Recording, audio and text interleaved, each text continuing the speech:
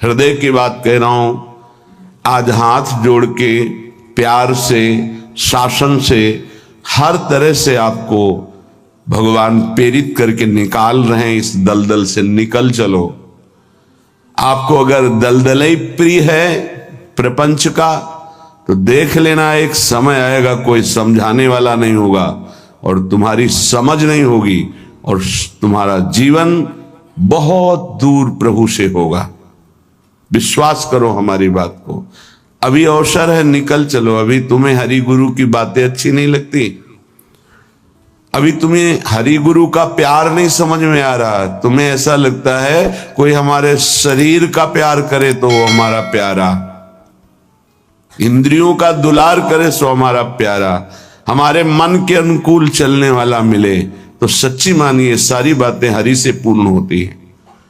अगर कोई तुम्हें प्यार करता है यहां तो नाटक करता है प्यार का, वो तुम्हारा शोषण करना चाहता है इसलिए प्यार करता है। कौन ऐसा हृदय वाला है जो अपने को न्योछावर करके तुम्हें प्यार करे? वो केवल हरि और हरि गुणगान में मस्त भगवत अनुरागी, दूसरा नहीं। तुम तुम्हार सेवक असुरारी, स्वार्थ रहित जग जुग उपकारी। ये समझ में नहीं आता। प्यार का मतलब समझा जाता है वासनाओं का खेल हो तो प्यार, मनोरंजन हो तो प्यार, हरे मन का भंजन करके वासना का नाश करके उपासना में प्रतिष्ठित हो जाना, इसे प्यार कहते हैं। जो अविनाशी प्रकृति से भोग कर सुखी होना चाहता है कभी नहीं हो सकता है। शब्द याद कर लो। खाते खाते दांत टूट जाएंगे, देखते देखते आंख फूट जाएगी, शरीर नष्ट हो जाएगा, पर वासनाएं ज्यों की त्यों रहेंगी और बढ़ती चली जाएंगी। ये जो जलन होती है यही भस्म करती वासनाओं को। सच्चे उपासना के मार्ग में चलने वाले जलन की परवाह नहीं करते, कष्ट की परवाह नहीं करते, वही उस परम पद के अधिकारी होते हैं। कल एक ने प्रश्न किया कि ऐसा कोई मार्ग बताइए जिसमें कोई कष्ट न हो, भगवत प्राप्ति हो जाए। घर बैठ जाओ। ऐसा सृष्टि में लौकिक मार्ग नहीं है तो अलौकिक मार्ग की क्या बात। अगर आपको 500 रुपए चाहिए तो लेबरी करनी पड़ेगी, 8 घंटे मजदूर बनना पड़ेगा और ठेकेदार की बातें सुननी पड़ेगी। कोई भी कार्य करो आप, क्या सहज है, क्या सुखपूर्वक है, लेकिन आप लक्ष्य जब धन रखते हैं तो बड़े से बड़े कष्ट और कटु वचन को सहते हैं।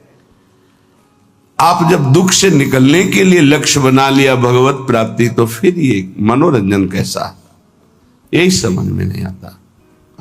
एक आदमी प्यासा होता है, पानी पिला दे, कभी अगर वो दोबारा दिखाई देता है तो नेत्र नम हो जाते हैं कि एक दिन की प्यास इसने बुझाई थी। जन्म जन्म की प्यास बुझाने के लिए नाम मिला, मंत्र मिला, उपासना मिली, उसका कोई महत्व तो नहीं। ये तुम्हें प्यार नहीं नजर आ रहा।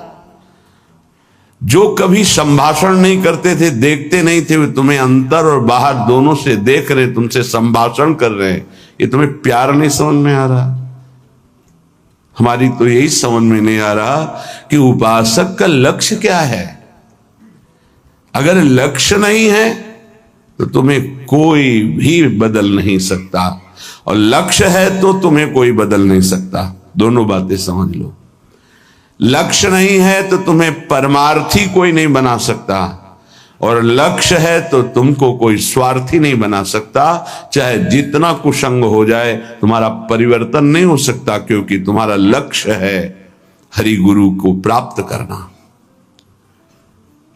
उपासक समझिए, एक एक कदम तुमको प्यार मिलता चला जा रहा है। जानते हो, केवल पेट भरने के लिए, शरीर में वस्त्र पहनने के लिए और वास के लिए पूरा जीवन मेहनत करते हैं लोग, तब वो प्राप्त होता है। तुम्हें आदर के साथ ये सब बिना किसी प्रयास के मिल रहा है। किस लिए?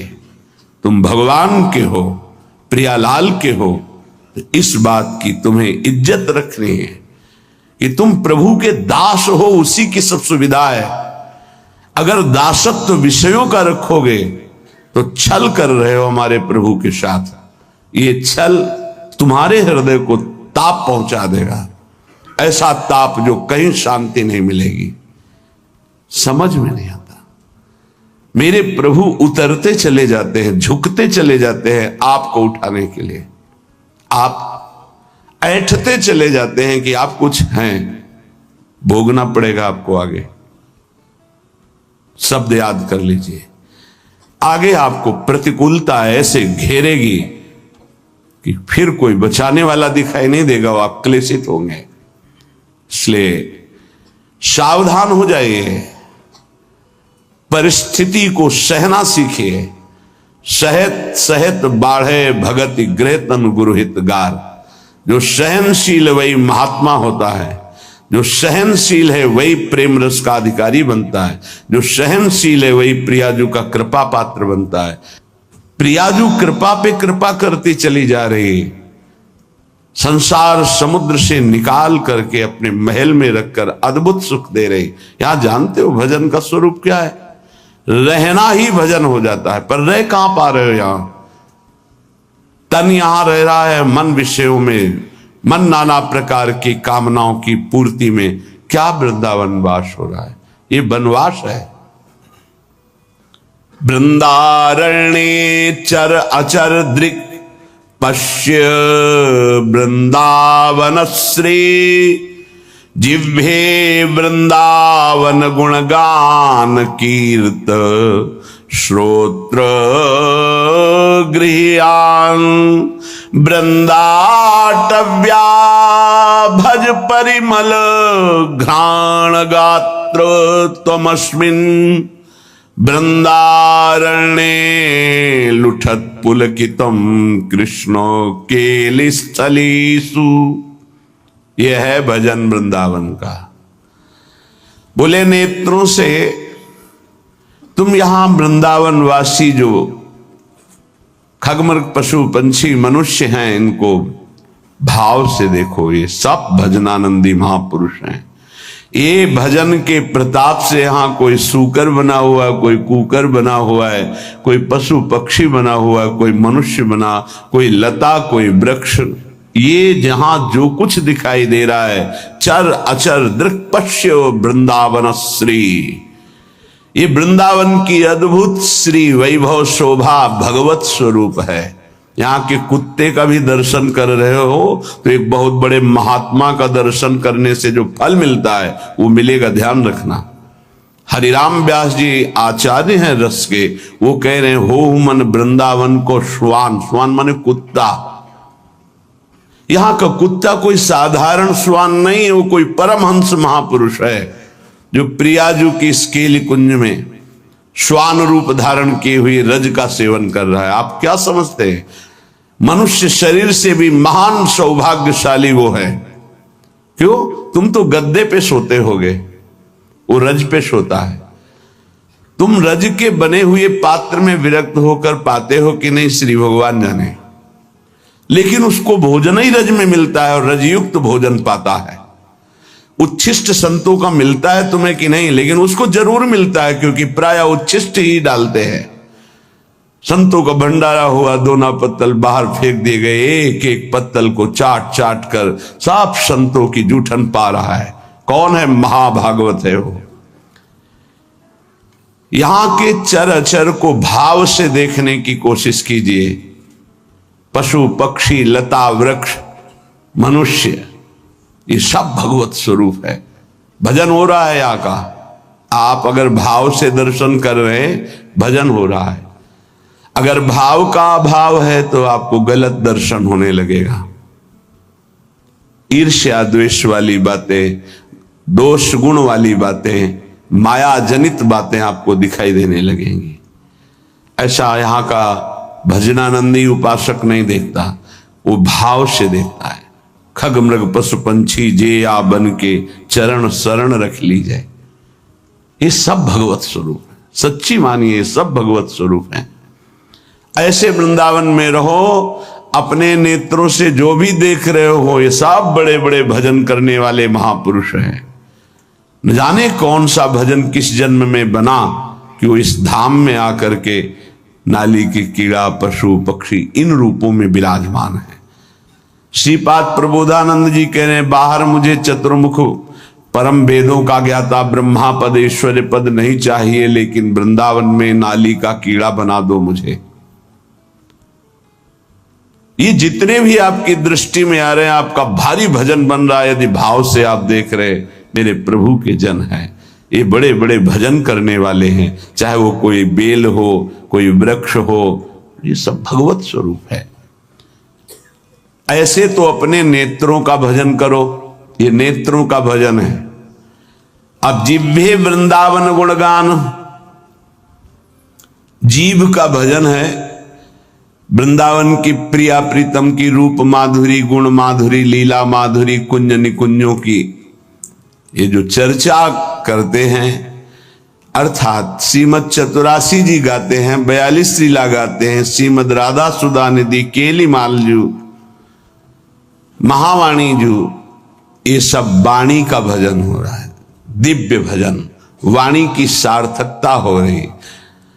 नाम कीर्तन करते हैं, राधा राधा राधा, वृंदावन वृंदावन वृंदावन, जिह्वे वृंदावन गुणगान, जीव का भजन हो रहा है, खूब गुणगान कर रहे हैं प्रिया प्रीतम का। कीर्तय श्रोत, श्रवणेन्द्री का भजन हो रहा है, खूब नाम कीर्तन सुन रहे हैं, बड़ा सुख मिलता है। जब यहां सब उपासक जन जोर से गाते हैं, आवाज पहुंचती, हृदय नाच उठता है। अहो भाग्य, अहो भाग्य, कीर्तन करने वाले और सुनने वाले दोनों का। नाम संकीर्तनम यस्य सर्व पाप प्रणाशनम, सारे पापों का नाश हो रहा है जब उच्च स्वर से प्रभु के नाम का कीर्तन कर रहे हैं।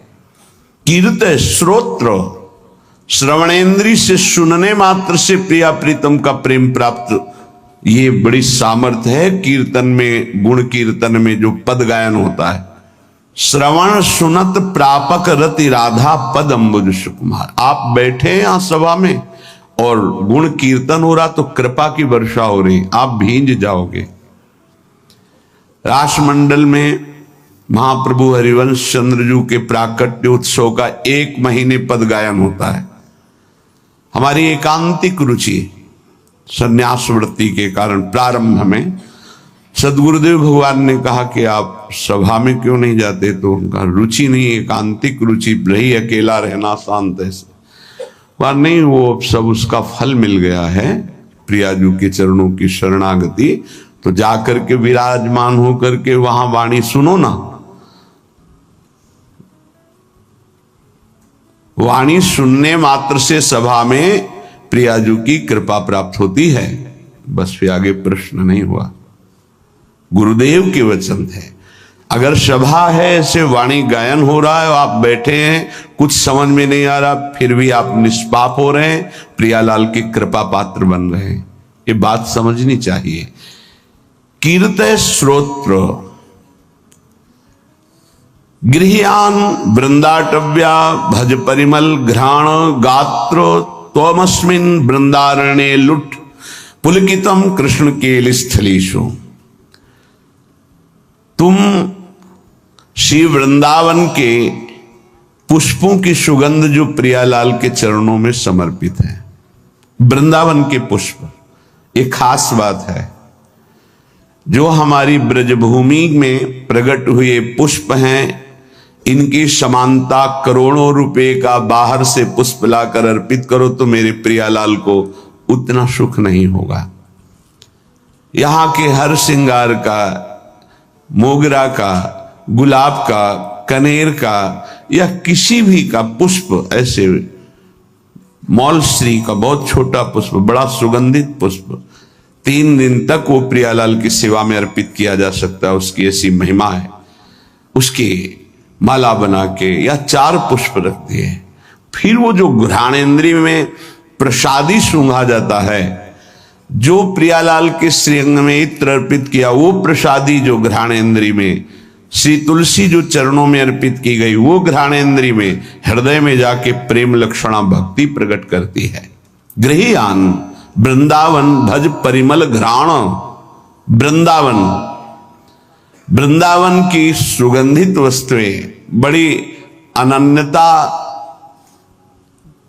प्रिया प्रीतम के प्रेम में होती है। पूज्य श्री पंडित रामकृष्ण बाबा जी महाराज बड़े सिद्ध महापुरुष हुए। जैसे आप बाहर से आए हैं और फल अर्पित करें, बाबा स्वीकार नहीं करेंगे। तो उनके पास कोई भी वस्तु लाने के लिए ब्रजवासी का सहयोग होता था। किसी ब्रजवासी को दिया, वो ब्रजवासी जब जाके देगा बाबा स्वीकार कर लेंगे। कोई भी वस्तु है ब्रजवासी के हाथ से, दंडोत बाबा ये रख दो। हम अमुक जगह से आए बाबा, ये भेंट नहीं, हटाइए। ब्रजवासी अगर प्रेम से कुछ भी तो वो स्वीकार करते। एक बहुत धनी मानी आए बाबा की सेवा करनी, बोले बात भी नहीं करना जाके।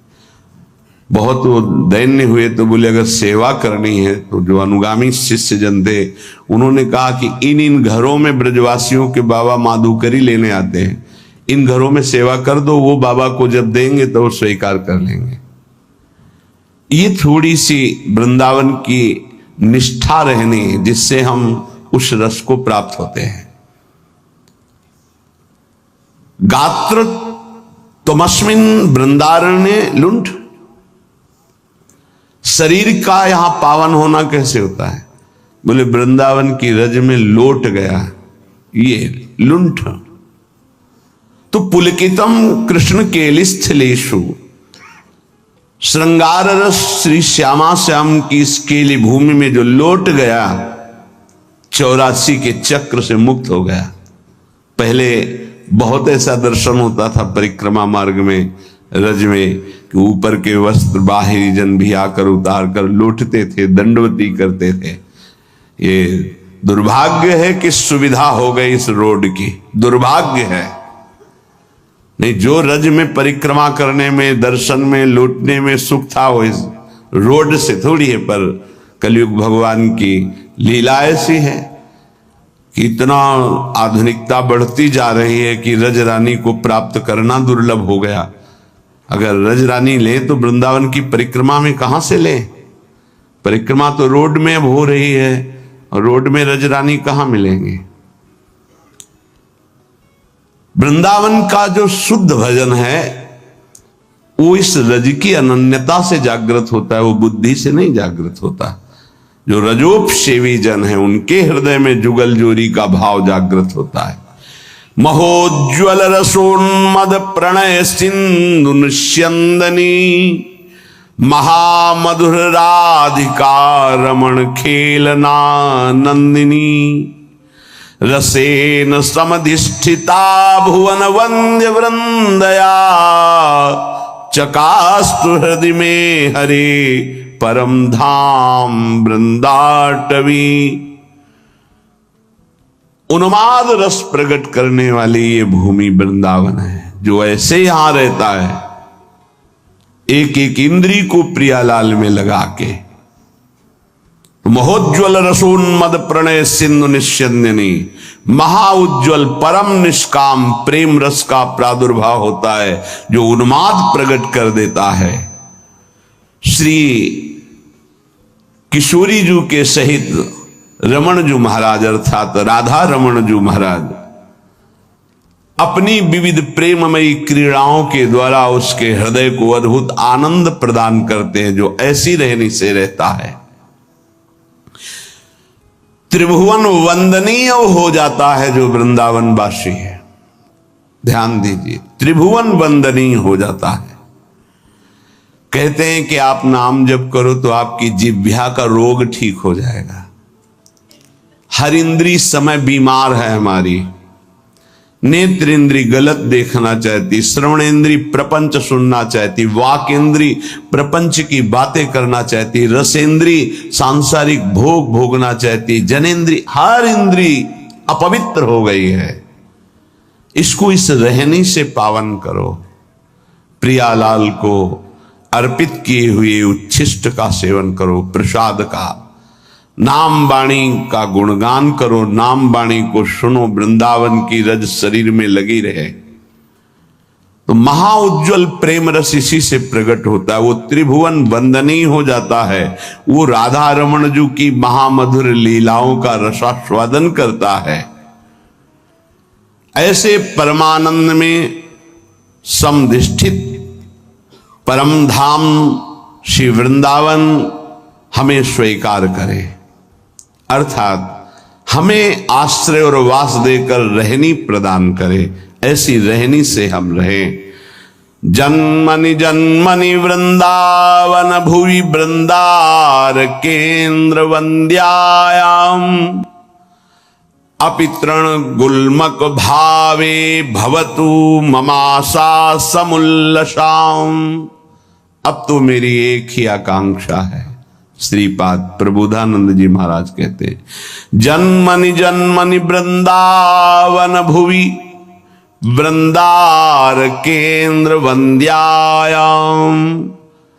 मैं इस वृंदावन भूमि को प्रणाम करके एक वरदान मांगता हूं कि मैं कभी मुक्त ना हो, बार बार मेरा जन्म हो इसी श्रीधाम वृंदावन में।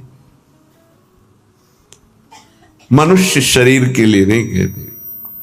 अपितृण गुल्मक भावे भवतु ममाशा समुल्लासम। मुझे यहां का तृण बना दिया जाए, गुल्म बना दिया जाए, वृक्ष बना दिया जाए, क्योंकि मनुष्य बनना तो बड़ी दुर्लभ बात है। मुझे बार बार वृंदावन में जन्म मिले, चाहे घास बना दिया जाए, चाहे जो भी, पर मिले वृंदावन में। क्या पाया वृंदावन से कि कह रहे मुझे मुक्त नहीं होना, मुझे बार बार जन्म मिले पर वृंदावन धाम में जन्म मिले। उपासक, इस कृपा को देखो कि जो बड़े बड़े महापुरुष यहाँ की गुल्म लता औषधि वृक्ष पशु पक्षी बनना चाहते हैं, तुम्हें मानव देह में वृंदावन मिला है। क्या तुम्हें प्रियाजू की कृपा नहीं दिखाई दे रही? क्या तुम इस बात को नहीं समझ पा रहे कि तुम्हारे ऊपर कितनी कृपा है? क्या तुमको इन विषयों में आसक्त पुरुषों पर कृपा नजर आ रही कि सौभाग्यशाली है, इनके पास गाड़ी है, इनके पास भोग सामग्री है, ये सौभाग्यशाली हैं? तुम्हें ऐसा लग रहा है? जरूर तुम्हारी बुद्धि दूषित हो गई है। सौभाग्यशाली वो है जिनका संबंध प्रियालाल से है, चाहे वो गृहस्थ हो चाहे वो विरक्त हो। सौभाग्यशाली वो है जिनका लक्ष्य बन गया है भजन करना, नित्य निरंतर अपने इष्ट के चिंतन में रहना। कैसा दुर्भाग्य है कि हम अपने प्यारे को छोड़कर संसार की कोई वस्तु व्यक्ति स्थान का प्यार चाहते हैं। कैसे धिक्कार है बुद्धि को, कैसे समझाएं? अरे बहुत थोड़ा समय है, अभी तो तुम इंद्रियों के भोग विलासिता की चाह कर रहे हो। अभी भयंकर रोग कोई प्रकट होने वाला है, तुम नहीं समझते हो।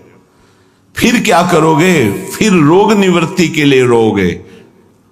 कर्म कभी डंडा लेके किसी को नहीं मारता, ध्यान रखना। कर्म घटना बनता है, कर्म परिस्थिति बनता है, कर्म भयानक रोग बनता है, कर्म बुद्धि को भ्रष्ट करता है, कर्म डिप्रेशन बनता है, कर्म नाना प्रकार की कुचिंताएं ये बनता है। आप समझो, बुरी दशा आने के पहले बुद्धि बदली जाती है, बुद्धि को भ्रष्ट किया जाता है, बुद्धि को गिराया जाता है।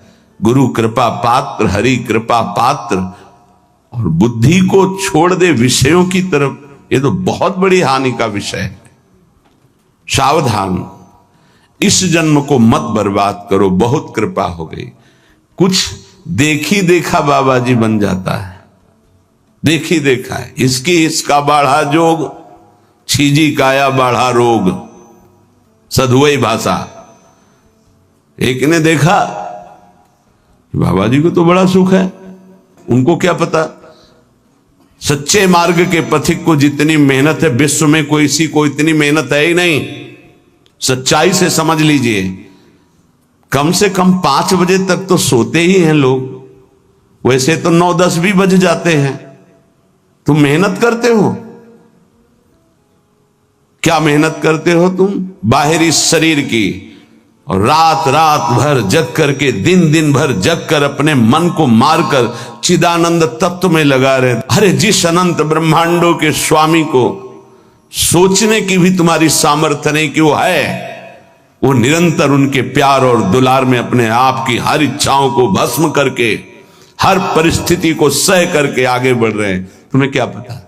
किसी भोग को लक्ष्य रख करके संत वेश होना या परमार्थ में चलना, किसी सुविधा को लेकर या किसी पद को लेकर, पक्का समझ लीजिए आपका हृदय जलेगा, आपका शरीर दुखी हो जाएगा।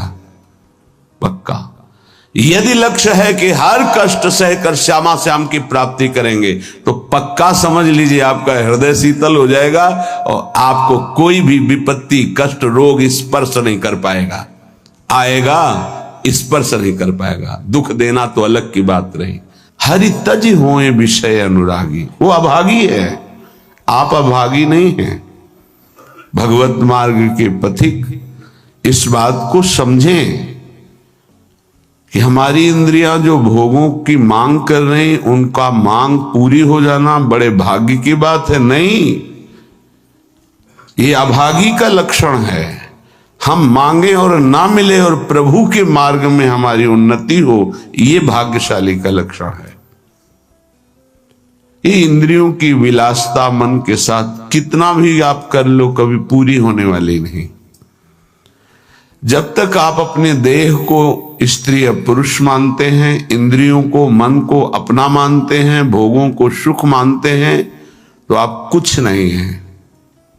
विश्वास कीजिए, कब तक हरि गुरु तुम्हारी इन इंद्रियों को तृप्त करने के लिए मनमानी खिलौने देते रहेंगे। हर तुम्हारी सोच को काल नष्ट कर देगा। इस सोच को यदि अविनाशी बना लोगे तो तुम अविनाशी हो, तुम अविनाशी परम पद के अधिकारी हो जाओगे। बहुत सावधान। श्रीधाम वृंदावन का आश्रय और वास मिलने पर यदि आपको सौभाग्य नहीं लग रहा, भगवत मार्ग में चलने पर आपकी रुचि नहीं बन रही, आपको संसार प्रिय लग रहा है, तो आप सोच लीजिए कि आपकी दुर्दशा कितनी बड़ी है और आगे क्या होगी। आज समझाने के लिए हरि गुरु तुम्हें प्रयासरत है। जब बच्चा खिलौने के लिए हठ ही कर लेता है, नहीं मुझे चाहिए ही, तो वही पैसा खर्च करके पिता खिलौना दे देता है। लेकिन अगर खिलौनों का हठ न करता तो गोद में बैठा लेता। कब तक खेलते रहोगे इन खिलौनों से? ना ये खिलौने रहेंगे, ना खेलने वाला तुम्हारा शरीर रहेगा। इसलिए सावधान। श्रीपाद प्रबोधानंद जी महाराज कह रहे हैं, वृंदारण्ये चर अचर दृक् पश्य श्री वृंदावनम। ये वृंदावन वासी को भजन के लिए कोई प्रयास नहीं करना पड़ता। स्वाभाविक भजन हो रहा है, पर आपकी मातृ बुद्धि नहीं है। मातृ बुद्धि भोगों में है, शरीर में है। सौभाग्य है कि तुम्हें कोई प्यार ना करे। ये बात हमारी समझ लीजिए, नहीं समझ में आएगी। सौभाग्य है कि तुम्हें कोई प्यार न करे, दुर्भाग्य है कि भगवान से विमुख कोई हमसे प्यार करे। धिक्कार है हमारे भाग्य को यदि प्रभु के सिवा कोई हमें प्यार करे। ये बात नहीं सबकी समझ में आएगी। प्राकृतिक देह को मैं मानने वाला यही चाहता है कि मुझे कोई प्यार करे। कौन प्यार करे? हरि गुरु से बढ़कर कोई अहेतुकी प्यार करने वाला होता है, और वो प्यार कर रहे हैं, तुम्हें प्यार समझ में नहीं आ रहा। तुम्हें भोग विलासिता प्यार नजर आता है, संसार का प्यार नजर आता है, छल कपट वासना का तांडव ये तुम्हें प्यार नजर आता है। बहुत बढ़िया अवसर है, निकल चलो, नहीं भोगना पड़ेगा। आगे ऐसा अवसर आएगा जीवन में जो तुम्हें ऐसे गर्त में गिराएगा जहां से कोई निकालने वाला नहीं।